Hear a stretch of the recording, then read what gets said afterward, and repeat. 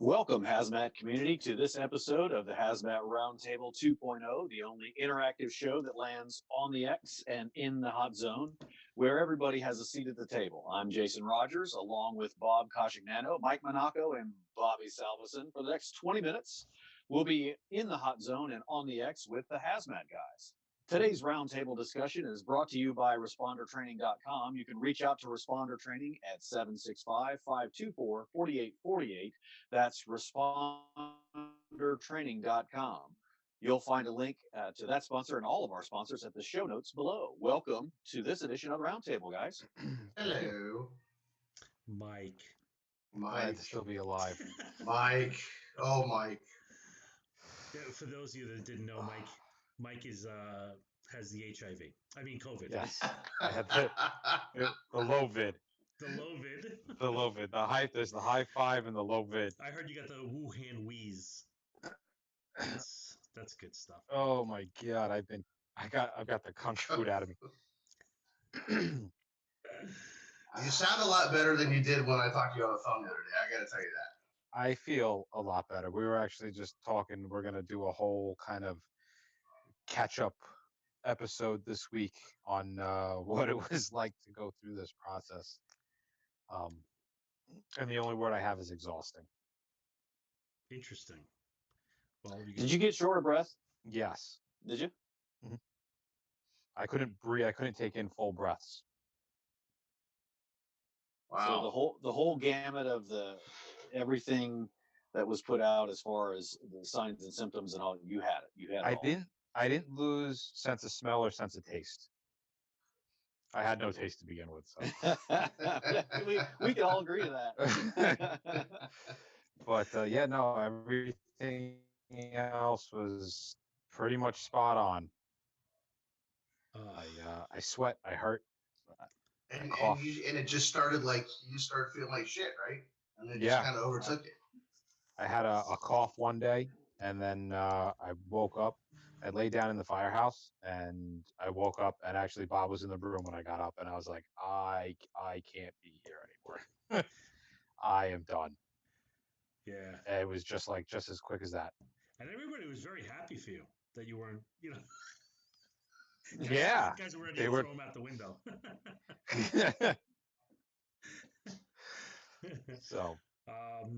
So what we got tonight? We gotta keep this rather short, from what I understand, because we are teaching. Oh, she's not getting sound. Let's see. Yeah, I have sound.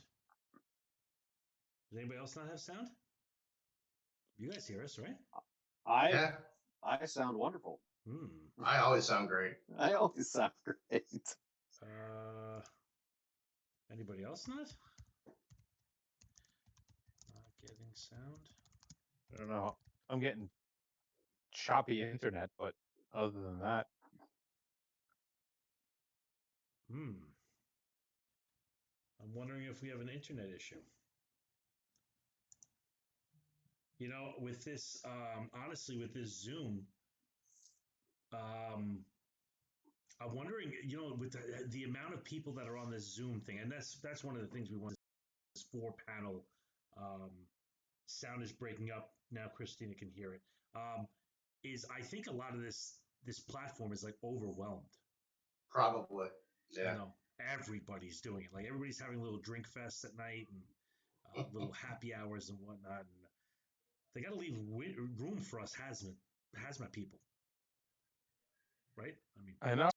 Small slice. Just a small slice. just a little piece of the internet. Just give us a wee bit of the internet. Just a smidgen. We just need a smidgen. That's all. So what do we got tonight? So I got well, first off, obviously, like you said before, we're glad Mike's feeling a lot better and he's able to join us. Somebody sent me an email, or a text rather.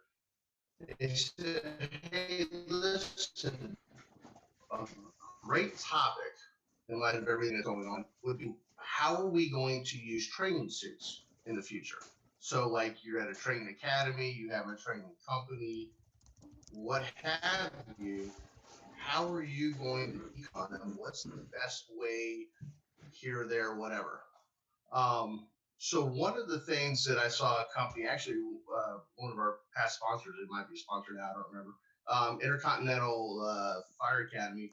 My buddy Gene Delgado, what he does with his suits, his training suits, is he actually cut the gloves off completely, the level A suits, and uses regular, whatever, if we're using Viton or Beetle gloves, puts them on, tapes them up, but then they're easier to be deconned after the training, after the sessions are over, versus turning the suit inside out, trying to bleach it or what have you. And it seems, he said, it seems to get them a little cleaner. So I don't know if anybody else has experienced anything like that. I know there's a lot of removable suits. Some of the suits Derek and I use at the Fire Academy, it's a training suit, but it's all connected. And, those training suits aren't cheap. So, I guess it kind of depends what you buy and what you're willing to, I don't know, adapt to. What do you guys think? You guys have the biggest budget, so Why what don't- do you do? Oh, we just throw them away and get new ones. Yeah, we just throw them in the river. Yeah, they're one-time use. One-time training, pitch it in the East River. That's awesome. Who reuses a training suit? That's so pedestrian. No, well, our level A training suits, our gloves come off. They have the bayonet mount on the suit. So if we really need to get in there, we can bayonet mount the gloves off and clean that way. But we don't seem to have too much issue fully inverting the suit and spray down. I don't think there's a big issue now. I think it's what people are perceiving an issue might be in the future. Well, germs have been around For a since while, before right? last week, yeah. So if you're not already cleaning your training suits, you might be just You as might guilty have as a you are problem. that. Yeah. Well, I mean, the stench is bacteria growing, just like in any high school or college sports locker room, right? So, I mean, we spray them, turn them inside out, and hang them to dry. Yeah, that's what we. What are you guys using? Just bleach and water, or what are you doing? Yeah, It depends on what's in the station, really. We were using something that's a commercial brand, but I don't remember what it is. But we bounced back and forth. I don't remember what it was. I can't remember the name of it. I don't know. I'm with.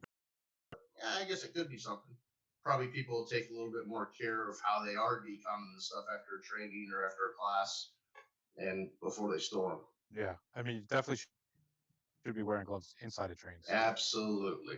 Guys, we're getting a lot of comments about